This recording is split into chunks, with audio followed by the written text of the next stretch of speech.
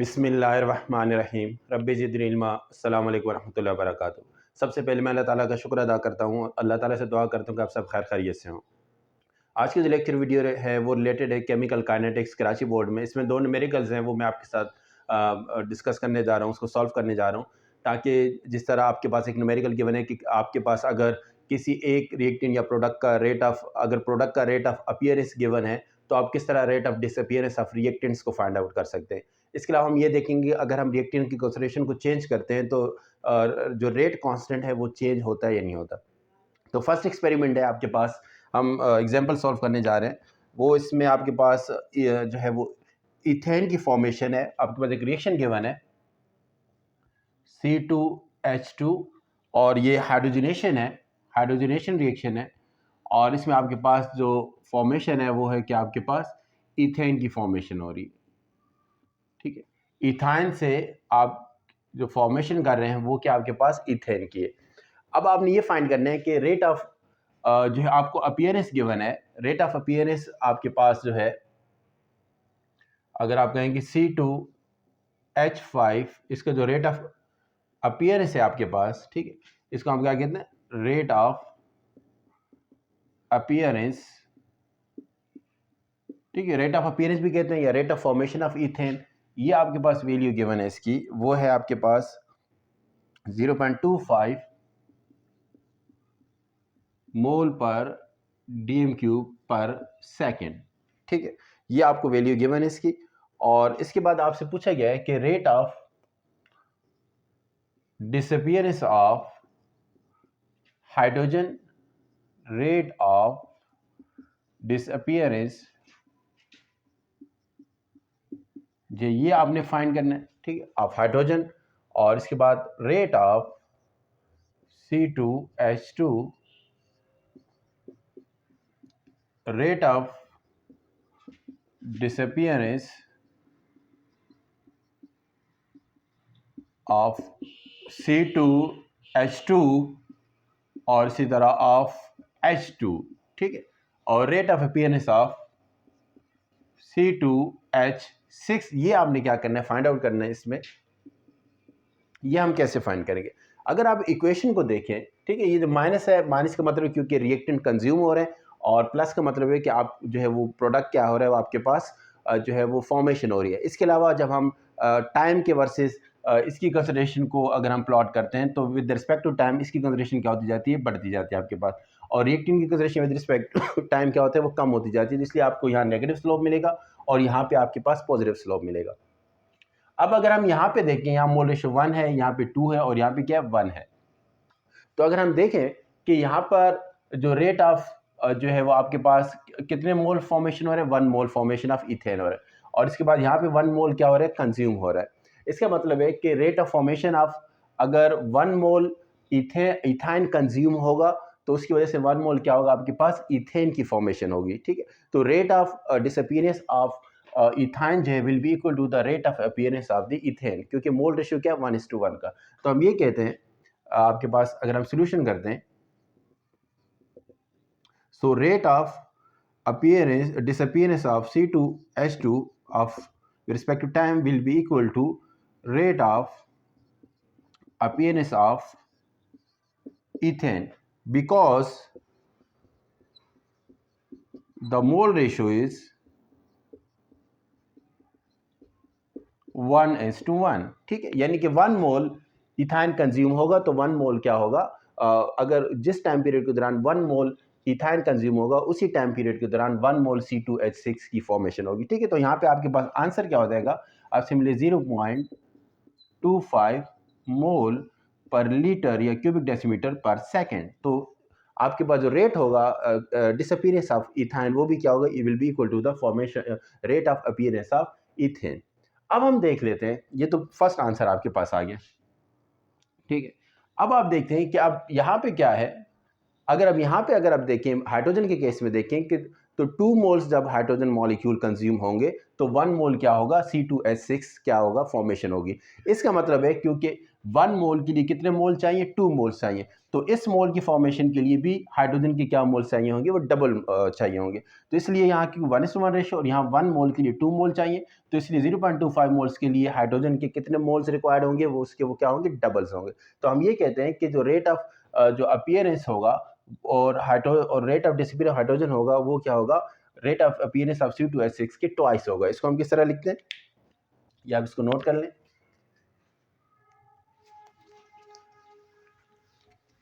तो यहां पे आपके पास क्या है कि rate of disappearance of hydrogen will be equal to the double of rate of appearance of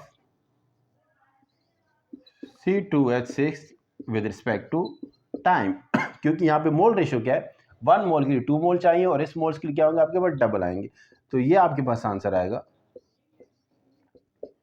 2 multiply by 0.25 मोल पर क्यूबिक डेसीमीटर सेकेंड। तो ये आंसर आपके पास क्या आ जाएगा, 0.5 मोल पर डीएम क्यूब सेकेंड।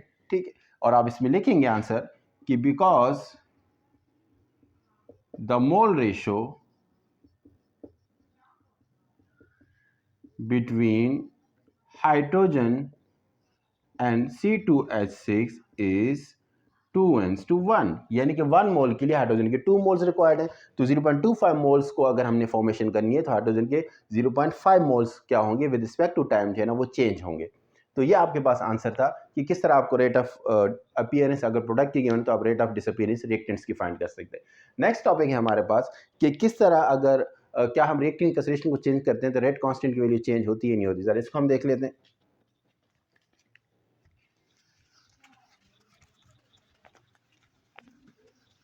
आपके पास एक एग्जांपल गिवन है, रिएक्शन है आपके पास कि दो रिएक्टेंट स्पीशीज हैं A प्लस बी, ये फॉर्मेशन कर रहे हैं एक प्रोडक्ट की आपके पास ए बी। ठीक है, आपके पास केस आपके पास ए, आपके पास पार्ट ए है, पार्ट ए में आपके पास जो है वो क्या करना है आपने कि अगर कंसिडरेशन ऑफ ए जो है इनिशियल कंसिडरेशन जो है और इसी तरह कंसिडरेशन ऑफ बी, इसके अगर हम कहें कि इनिशियल कंसिडरेशन फर्स्ट कर लेते हैं 0. इन्होंने गिवन है आपके 0.1 मोल पर डीएम क्यूब और ये भी क्या 0.1 मोल पर डीएम क्यूब है। ठीक है, और आपके पास जो रेट ऑफ रिएक्शन गिवन है, इनिशियल रेट ऑफ रिएक्शन जो आप गिवन है इज इक्वल टू 3.02 एक्सपोनेंट -4 मोल पर डीएम क्यूब सेकेंड। ठीक, तो ये आपके पास अब आपने क्या किया, रेट कांस्टेंट की वैल्यू फाइंड करनी है। ठीक, रेट कांस्टेंट की वैल्यू आपने इसको फाइंड करनी है। तो इस केस में आप क्या करेंगे, आप सॉल्यूशन इसका सॉल्व किस तरह करेंगे, सॉल्यूशन के rate of reaction, initial rate of reaction की बात हम करते हैं। ठीक है, K is equal to consideration of A initial consideration और बी की जो क्या इनिशियल कंसिडरेशन है आपके पास। तो के की वैल्यू आप फाइंड करने के लिए जो आपके पास dx ओवर dt 1, ये क्या होगी आपके पास, प्रोडक्ट्स क्या हो जाएंगी, डिवाइड हो जाएंगी। प्रोडक्ट की कंसिडरेशन क्या हो जाएगी इसमें, डिवाइड। तो वैल्यू क्या आपके पास 3.02 एक्सपोनेंट -4 मोलर पर सेकेंड, और इसमें आपके पास क्या है 0.1 मल्टीप्लाई बाय 0.1। ठीक है, तो ये आपके पास आंसर जो आ रहा है 3.02 एक्सपोनेंट -4 डिवाइडेड बाय 0.01। तो ये है आपके पास के की वैल्यू है वो 3.02 एक्सपोनेंट -2। ठीक है, और ये क्या आपके पास 1/2 आंसर आ रहा है इसमें। ये आपने क्या किया, रेट कांस्टेंट की वैल्यू फाइंड किया। अब नेक्स्ट केस में इन्होंने आपको क्या कहा कि अगर हम क्या करते हैं किसी रिएक्टेंट ए या बी की कंसिडरेशन को हम क्या करते हैं, डबल करते हैं। ठीक है, अगर हम ए की कंसिडरेशन को अगर हम डबल करते हैं, यानी सेकंड कंसिडरेशन आपके पास जो है वो उसको आपने क्या कर दिया, इनिशियल कंसिडरेशन के क्या कर दिया, आपने इनिशियल कंसिडरेशन का डबल कर दिया, यानी कि 2 मल्टीप्लाई बाय 0.1, तो ये क्या होगा 0.2 मोलर हो गया। ठीक है, बी की कंसिडरेशन को आपने चेंज नहीं किया, वो आपके पास क्या 0.1 मोलर ही है। और अब आपके पास जो है वो आपने रेट कांस्टेंट की वैल्यू क्या करनी है, फाइंड आउट करनी है।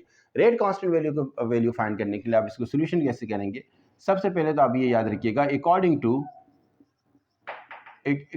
The law of mass action, according to law of mass action जो है हम जानते हैं कि रेट ऑफ रिएक्शन जो है वो कंसिडरेशन की क्या है, कंसिडरेशन ऑफ ए जो है वो क्या था, वो डायरेक्टली प्रोपोर्शनल था।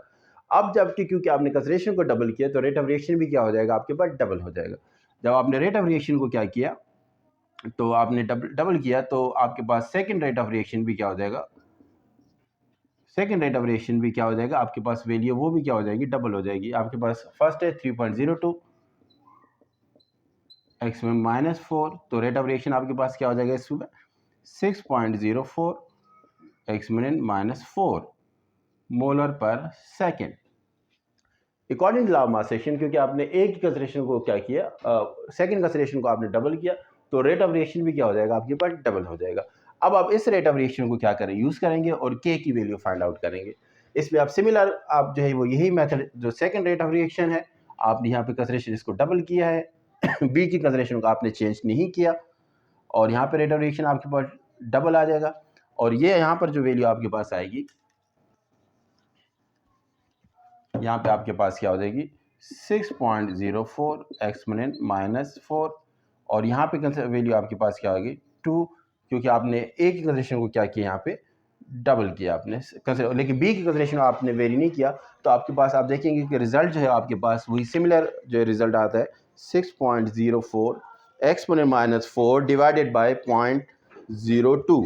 ठीक है, तो आंसर आपके पास क्या रहता है कि वही आपके पास रेट कांस्टेंट की वैल्यू जो है वो चेंज नहीं होती। तो आपने देखा कि अगर आप एक की कंसिडरेशन को डबल करें तो आप इससे पता चलता है कि आप रेट कांस्टेंट की वैल्यू जो है वो रेट कांस्टेंट की वैल्यू जो है, अगर आप रिएक्टेंट की कंसिडरेशन को चेंज करते हैं तो वो चेंज नहीं होती। उसकी वजह ये कि आप जब रिएक्टेंट कंसिडरेशन को चेंज करते हैं तो रेट ऑफ रिएक्शन भी साथ में क्या हो जाता है, वो भी चेंज हो जाता है, based on according to the law of mass action.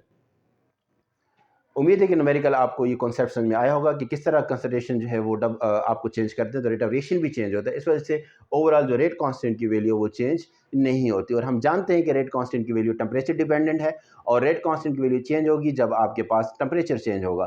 और इसके अलावा अगर आप किसी स्पेसिफिक टेम्परेचर के ऊपर कंसिडरेशन चेंज कर रहे हैं तो रेट कांस्टेंट की वैल्यू चेंज नहीं होती। अपनी दुआ में याद रखिएगा। अस्सलाम वालेकुम रहमतुल्लाहि व बरकातहू। अल्लाह हाफिज़।